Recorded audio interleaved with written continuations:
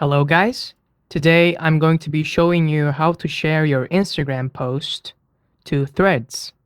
So first thing you're going to do, you're going to open your Instagram account and you're going to go to the post that you want to share. And there's a little sharing icon at the bottom. You're going to tap on it and there is a share to option. You're going to tap on it. If you scroll a little bit, there's Threads icon here. You're going to tap on it. And it's going to lead you to Threads application. And here, you can basically write whatever you want here. Like how cute this cat. And you can change here, like anyone can reply, profiles we follow, mentioned only.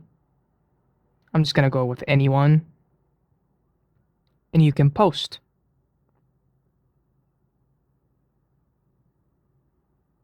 So if you go to your Threads,